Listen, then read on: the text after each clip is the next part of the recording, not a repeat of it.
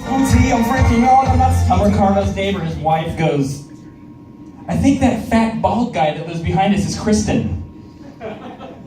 This is some other fat bald guy. I'm different. Give it up for those guys. Those guys are amazing. Ricardo's got he's got a lot of upper body strength and skinny legs. Kind of looks like the front of a centaur. If you're looking dead on at a centaur, kind of looks like Ricardo. I love centaurs. I never know where to put my hands when I'm riding on those bad motherfuckers. Sometimes I'll just put it in a full Nelson and grind my dick into its back and go, take me home, you pig. That's what I do. That's what I do when I ride centaurs. You may have your own method, I don't know. I've been trying to do weird stuff to people, just to freak people out. I did this a couple weeks ago, it's pretty fun, you can do it too.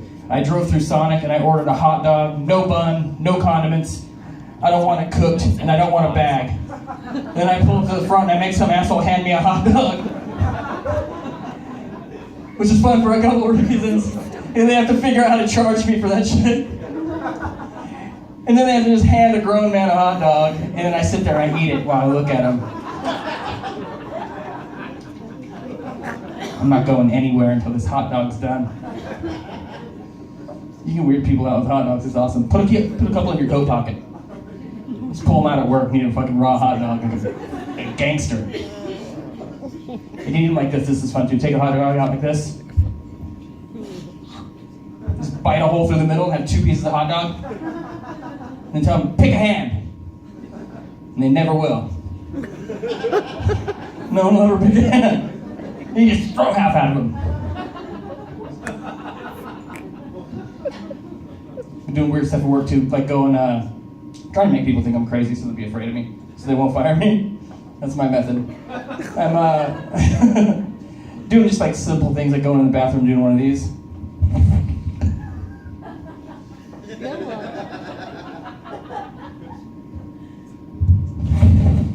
Sorry, I guess I didn't have to go, ladies. I'll see you later. I had a weird day today. Someone broke into my car. They stole my GPS and my iPod. It totally sucks. They broke my window. And then, to add insult to injury, they also left a big black dildo in the passenger seat. Now, it was mine. It was in the glove box. But here's the thing. You touch it, you take it, you dirty son of a bitch. Because the dildo's a lot like a baby bird that falls out of a nest. Once another man touches it, mama bird don't want to have nothing to do with it anymore. I called the police. I said, bring your forensic shit. They left evidence. The cop showed up and like, there it is. Dust it for prints. The guy's like, I'm not touching that thing. I'm like, oh yes you are. That is your job. I had it under his chin. Dust it for prints. And my neighbor came out.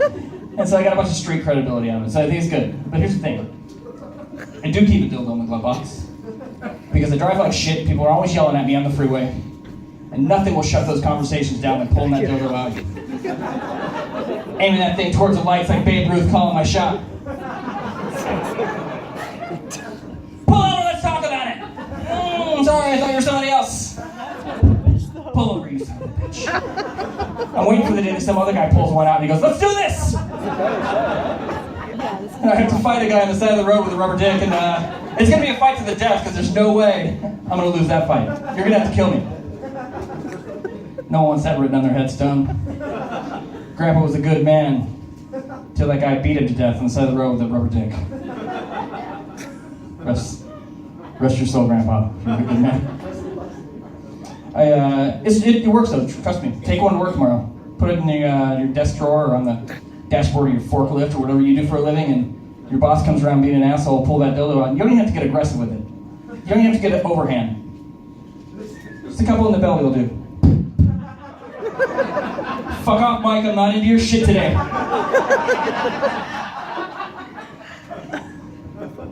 It works. It really, really works. I'm glad the holidays are over. I hate my family. I hate spending time with them. Everybody gets bummed out when you say that. Yeah, you with me? And everybody gets bummed out when you say that. They're like, oh, you should love your family. You share DNA with them. I'm like, I share DNA with lots of stuff. It's not really that big deal to me. I shared DNA with a tube sock. I threw that pig in the trash, so I'm not dealing with grandpa's shit this year. This is a quote. My grandfather said this. If it looks like a duck and sounds like a duck, your grandma's a cunt. Oh. Well. No birthday cake for you, Grandpa. You know, very nice. The only person I like is my girlfriend. She's my best friend. I love her. She's good. She can come outside again because her bruises are healed. I think that's nice. It's not what you think. Everybody always thinks that she was bending down to pet our dog and the dog jumped up and gave her a bruise right on the cheekbone. And then every time I go to the grocery store, people think I punched my girlfriend in the face. That's insulting for a couple of reasons. One, I would never raise my hand to any woman. And if you do, you're a pussy, men. And two, if I did, I would punch her in the hair so I could get away with it. I'm not retarded. I mean, come on. That's insulting my intelligence. Cheekbone? Come on. I could punch every woman in here tonight and no one would know. Nobody would know. But I won't. It's terrible. No, she's good. She travels with me a lot. She did this. She came out of the shower. We were in the hotel room. She laid down on the bed naked. She was watching TV. And just as a goof, I poked her in the asshole, right? Play that game, right? Not like I was trying to kill a vampire. It was just like hey, I got your asshole. Not even sure what I'm going to do with it now. Kind of need to rethink this a little bit, but I got it. It's mine now. It was the best because when I poked her in the asshole, she turns around and she goes, "Oh my God, did you know if pit bull latches his jaws on you, you can put your finger up its ass and let you go?" I didn't know that. But that's an incredible way to get information. I poked that thing again. Yeah. Did you know snails don't have noses? I don't know any of that stuff.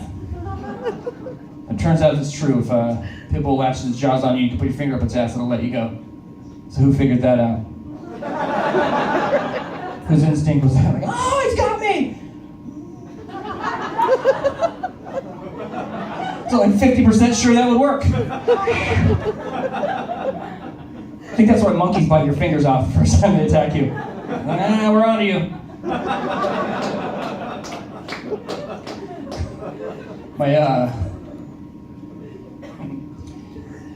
My girlfriend's brother lives with us for 1 week a month. He's got cerebral palsy. He's in a wheelchair, and he's a really good kid. He's like 31 now, so I guess he's not a kid. If I had to make one complaint about him, I guess it would be that he jacks off in the living room while we're watching TV. If I just had to pick one thing, though, it would be that. And it's not like he's bold about it. It's not like he wheels in aggressively and throws his legs on the thing and says, "Put on Golden Girls, I'm gonna rock one out." He does it subtly. He does it with his elbow, like in a grinding motion, like a Native American making corn. And then he damages his junk, and then he wants me to look at it because I'm the only male in the house. He's like, "Is this okay? Is it okay that I'm looking at your dick, or is it okay that it looks like McGruff the crime dog took a bite out of that bad motherfucker? Because I just want to know what to tell the cops. Because it's definitely going to require a conversation with the cops. And you're looking at your junk and all." And here's the thing about my girlfriend's brother's dick. This thing is magnificent. It's long and it's thick and it glistens like a newborn baby. This thing, I didn't think this kid was crippled. I think that greedy hog stole the nutrients from his legs in the womb. That's what I think. I think that beautiful specimen was greedy, took all the goodies. It's like if him and his dick were in that movie Twins together, the dick would be the Arnold Schwarzenegger. I'm just saying. He's a good kid. He likes to go out drinking. We took him out drinking, and I'm running with him, and my girlfriend hollered my name, and I realized I jammed his wheelchair in a parking lot, and the poor kid didn't fall out of his wheelchair. He fell up and out of his wheelchair. It's like he pulled ejected in an F-16. Right? And it looked like someone threw a half a swastika in the air. He's like, flying into the air, and he hits the ground, his feet come up like a scorpion, and he hits the door, and his feet got him right in the head, and it's the cutest thing in the world. I'll never forget what he said. He looks up to me, he goes, "Who the fuck kicked me?" So we've been looking for that guy. I don't think we're going to find him. So I'm almost out of here, but if you're anything like me, which I'm sure you are, you love feeding ducks, right? Got some duck feeders in the audience? I read online, I feed ducks like 6 days a week. It's like a mental illness for me. But I read online that you're not supposed to give them, I'm supposed to give them bread. It's bad for them. So I buy them fresh corn, sell them in Sprouts every day, buy them 15 ears of corn. I know they talk shit about me. They're like, "There's that guy again. He's buying the corn. I think he's making a bomb." And I'm like, "I get the corn." I spent $250 feeding ducks last month. That's insane.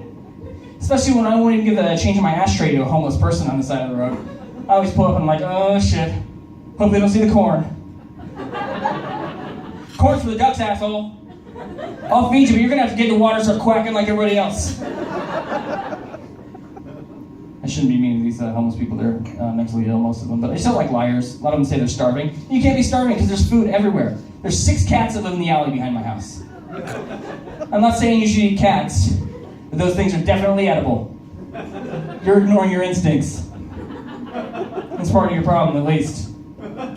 I could walk into Denny's today and get a packet of sugar and a cup of water, catch me a hummingbird I'm eating by noon. I use that beak to pick my teeth. I'm working next week. There's no ambition in these folks. You can't be starving when you live within walking distance of a grocery store. Just walk in and start eating. What are they going to do? Throw you in jail, where they will also feed you. Crisis averted. You just have to think outside of the box that you live in, you piece of shit. Thank you guys. My name is Tristan Davis.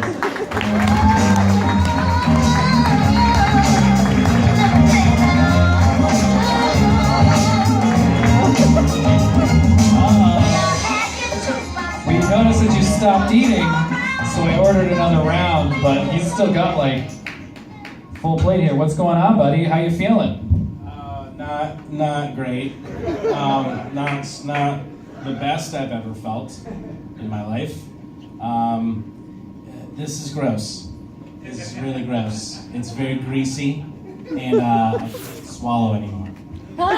Gross and greasy just describes stand-up comedy, so keep fucking eating, dude. Just keep pounding them away and you'll be fine.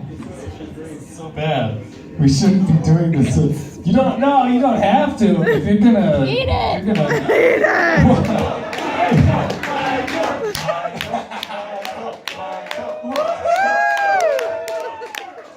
Oh, there he goes. All right, he's got his second win, guys.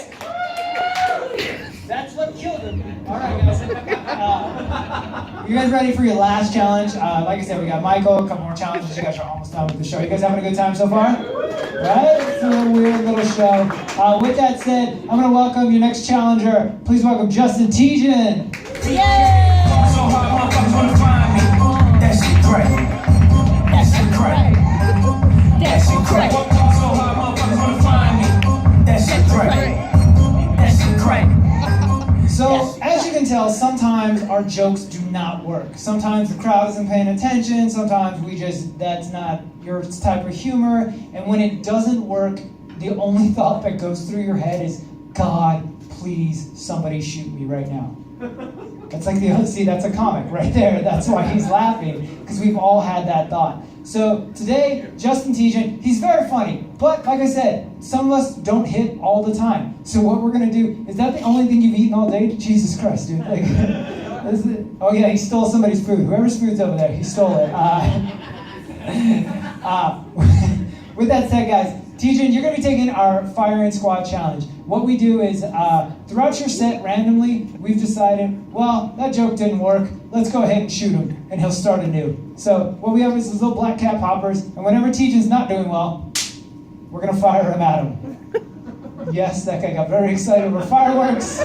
And weird. It's like, what are you holding over here? Are you gonna stroke out again? Why are you gripping this? Like, are you about to vomit?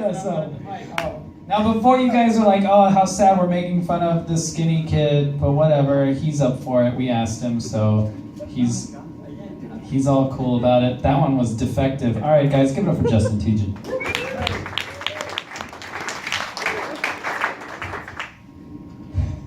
How you guys doing? Yay! Fan-fucking-tastic.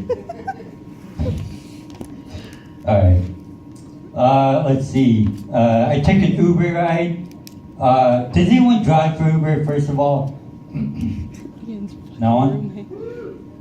Alright. So I took an Uber, and the first rule about when I get in an Uber is, shut the fuck up. Like, don't talk to me.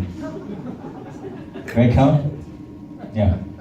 Shut the fuck up. Don't, like, that's rule number one. I got in this cab.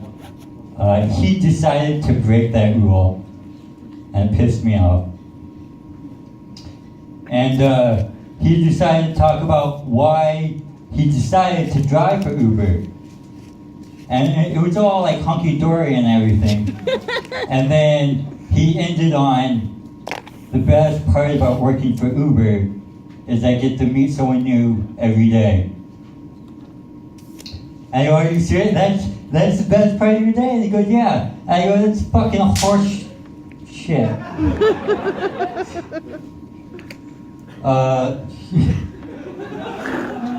I didn't think it was gonna be that distracting, but that was pretty distracting. Anyways, and so I go, that sounds fucking exhausting. Meeting someone new every day. And so I'm talking to him, and he can sense like my voice is kind of like down or whatever. And he goes, dude, you need to cheer up. And I go, no, I'm not cheering up. And he goes, yeah, dude, smile more. And I go, no, I'm not fucking smiling. Like, if you want me to smile, you change the goddamn channel. Say something funny. Right? Oh, you actually have one.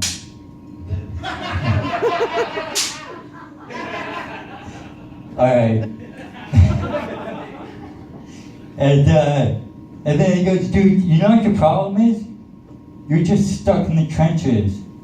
And I go, what? He goes, yeah, dude, you're on this emotional battlefield, and you're just stuck in the trenches taking these negative grenades. Like, you gotta start fighting back with this positive firepower. You ever meet someone so stupid?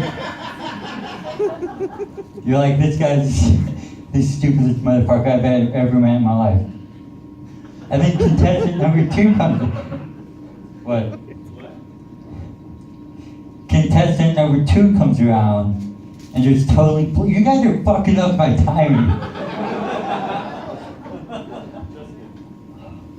Alright. Well, that joke's fucked.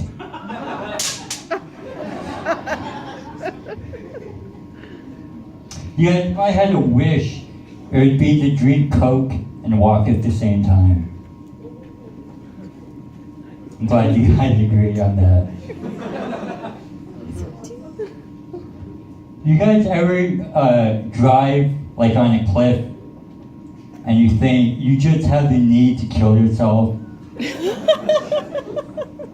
Oh, you don't understand? She doesn't even know I'm talking to her. You don't understand?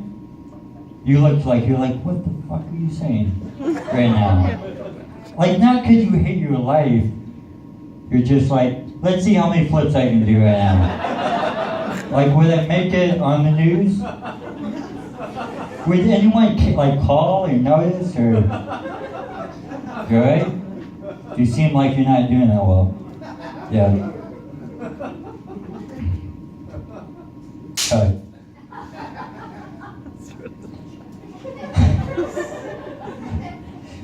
I was at Starbucks the other day, and so I go up and I order, and they go, hey, what's your name so I can write it down? And I say, Justin. And for some reason, they wrote down Justine. And at first I was like, all right, he's trying to have fun at work. Like, that's acceptable, I guess. And then he called my name to come get my cup. And 2 things entered my mind.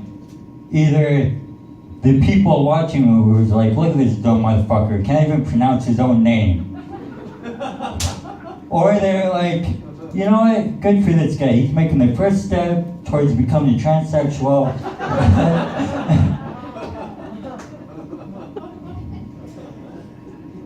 And then the guy came in wearing Crocs, so I got the fuck out of there.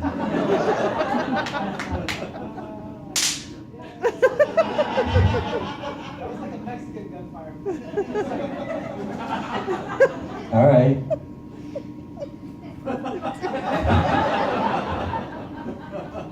Yeah, I was at the dermatologist the other day because my skin's shitty, you know? So I go to the dermatologist, and the chick, she comes and gets me and takes me back into the office. And so she asks me, she goes, so why are you here? Like, what are we looking at? What's wrong with you? And I go, my skin, you know, very specific. And then she writes down the shit, and she leaves. And then the doctor comes in, right? And he asks me the same question. He goes, what's wrong with you? Like, why are you here? And I go, my face. You know, because my skin's on my face. So he looks at my face, and he goes, I see what's wrong. And I go, okay, tell me. And he goes, you got folliculitis. And I go, okay, tell me about it. And he goes, it's actually an early type of a yeast infection. I know, right?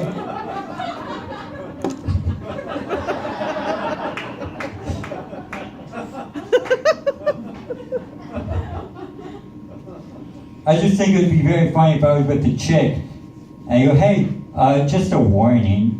You're getting a yeast infection down there. Oh my God. And she goes, that's great. How do you know that? I go, I just had that shit going on my face last week. Oh my God. Shit, I think I said that. How much do you bench, dude? No, this guy. But I'm fucking looking at you.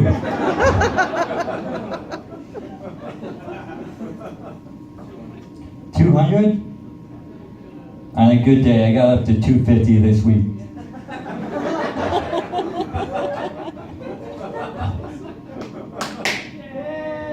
I'm done, guys. I'm just teaching.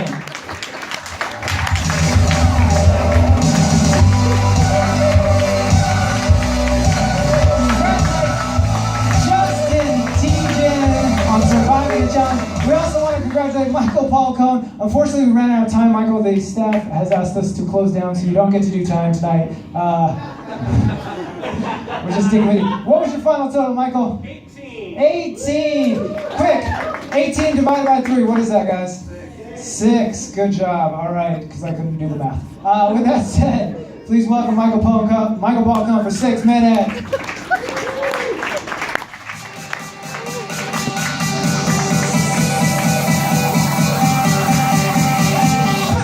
I'm a sweaty fucking guy right now, Ian. Deal with it. This is your fault. You did this. You did this to me. Please don't what? Oh, no, I'm fine. I have an iron constitution. I'm lactose intolerant and I'll eat ice cream any day. I don't care.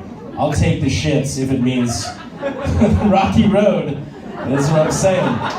Because then it'll lead to the rocky road. You guys, you're with me. I'm so happy. So I did something dumb the other day. Go fucking figure. I wear this shirt. I did something dumb the other day, and I was in the kitchen. I'm shirtless. Don't even think about what that is like for anybody. And my girlfriend's in the living room, and she goes, "How you feeling? Are you feeling okay, Michael?" And I thought it would be hilarious, so I took a marker out of the drawer and I wrote "fat" on my stomach, and I just kind of walked up to her like this and with a sad face, and she thought it was funny, and it was. But what wasn't funny is I wrote it in permanent markers, so like it's just fading fat across my belly. And I brushed my teeth and I didn't see it. It is terrible. It's awful. It is. You guys, you seem like a knowledgeable crowd of people. If I sound drunk, it's because I have a bunch of greasy wings in my belly right now. I'm very sober, I promise you. Have you ever heard of a store in the mall called Free People? It's for the ladies mostly. You know Free People?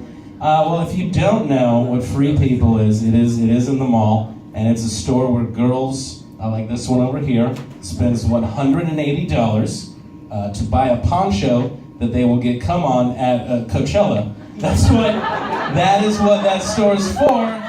That's it. That's all it is. And just from me to you, Goodwill's got ponchos super cheap, like the cheapest, and they're like pre-stained, so you don't have to spend $1,000 to jerk a dude off in a tent in the desert before you go see Run the Jewels. You can do it. You can do it in your house. You can do it for $0. It'll cost you a phone call to me. Is what it'll cost you. Whatever that plan is, whatever your T-Mobile is, they'll hook you up with me. They will.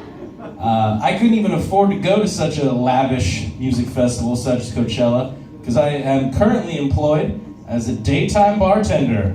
Yeah, at a lowbrow Italian-American pizza eatery. I'm doing it. Doing it, you guys. That's right. And the other day we had a meeting.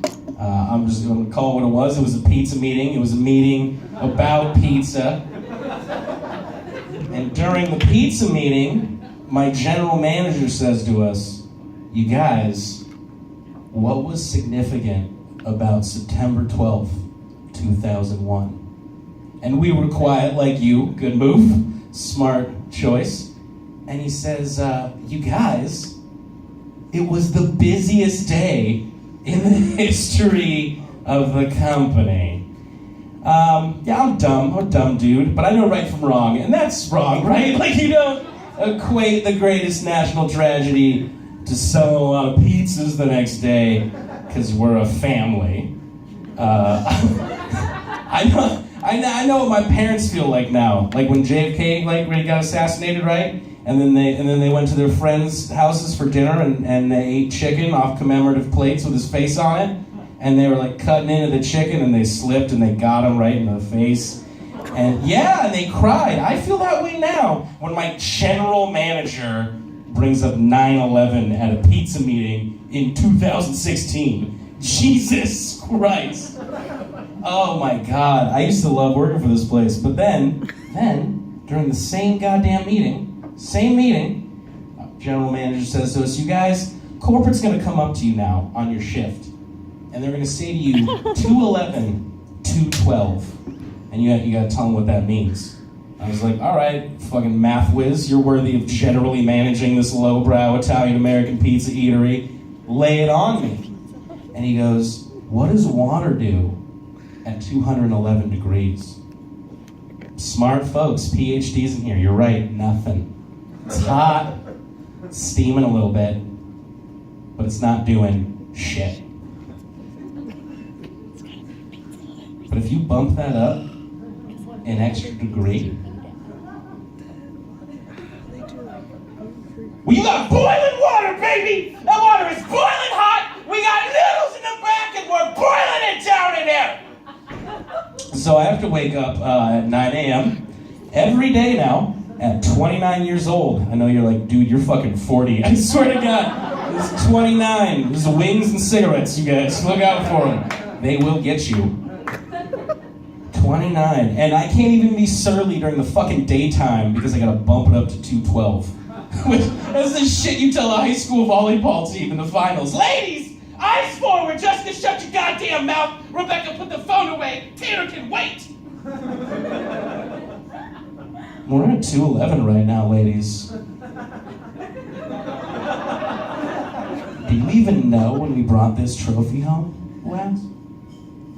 September 12th, 2001. Fuck me, I'm 29. That's baby, that's kid shit, right? 29, I did. I turned 29, and I spent my 29th birthday the best way I knew how, which was with 10 dudes doing Coke Original in Austin, Texas for 4 days. It was a good birthday. It was a really good birthday. Tiring birthday. And we were out, me and the 10 guys, Austin, Texas. Never been there before. It's 2:30 in the morning. We're walking down the street. A cab pulls up. The window of the cab rolls down, and without missing a beat, the cab driver says just as casually as possible, "Faggots," and then drives his cab away, drives his car away, like a shitty, bigoted supervillain into the night, never to be seen again. And that was upsetting, to say the least. And then a week later, I'm in Kansas City, Missouri, another similar Midwestern-y kind of town. And my girlfriend and I, surprise, driving down the highway, and we see a billboard. And the billboard says, "Homosexuality is a sin, not a choice." So, and then Romans 12, "Who gives a fuck" on the bottom, and then the Baptist Church. And I'm being preachy, I know. But you would never see that in the state of Arizona, ever. What you would see is a billboard with a cookie, and a bite taken out of that cookie. And it says, "Would your child know if it ate a weed cookie?" Not initially, no. Not at first. Give that kid like 30 minutes, and you might notice a change in behavior when he looks up at you and he's like, "Dad, did you know that Phineas and Ferb are two halves of the same whole?" You're like, "Holy shit! Holy, she's got the baked goods. We gotta put a gate up for her, son. It's fucking terrifying. You gotta take Junior away." take little Tab away. I'd name my son Tab. It hasn't been done in years. It would be like a cool name again, like Hunter. Tab. That's so stupid. I do smoke weed though. If you couldn't tell by the shirt and general beard and demeanor that I have, I do partake in the marijuana. Has anyone ever smoked enough weed to cry during the last 30 minutes of Interstellar? Or is that just this guy? Marv! Marv! That shit is sad when you're by yourself. That's like 90% of my time, so you know what I'm working with. Oh boy. Oh God. Guess what show's on right now, you guys? It's my favorite, The Bachelor. The Bachelor is back on the air. I know, you're like, you watch The Bachelor? Sure do. Best show on TV. Best show. You remember when you liked wrestling, guys? And you stopped liking it in the 6th grade? Because you're like, this is stupid, this is bullshit. The best part of wrestling was like finding out what was real, who was really getting hurt. And that's the exact part of The Bachelor that's the best. But the women on The Bachelor say just about the dumbest shit you can as a person. And one thing that they say constantly that just drives me fuck crazy is they say, treat me like a princess. I want to be a princess. Treat me like a princess. You should read a fucking book, because princesses historically don't have it super great. You're typically sold to a foreign lord for land, and if you don't let him fuck a boy into you, you're gonna die. So maybe, I don't know, be like a vet tech. That's a pretty cool job, I feel like. My name's Michael Paco. Thank you guys so much.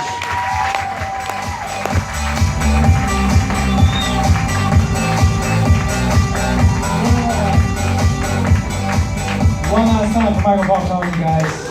That's hard to do after about an hour and a half of whatever type of wings those were. So give it up one more time for Michael Paco. Are you guys having a good time so far? We got one last comic. You guys ready for him?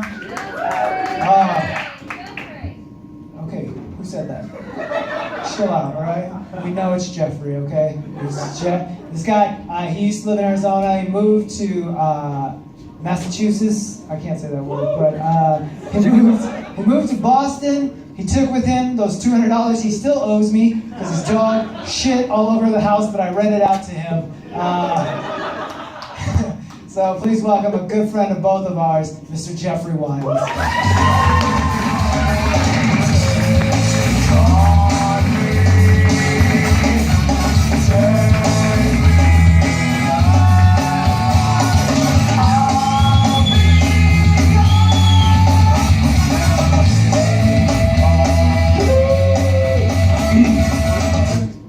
Man, the music needs help on this show, you know what I mean? Good Lord.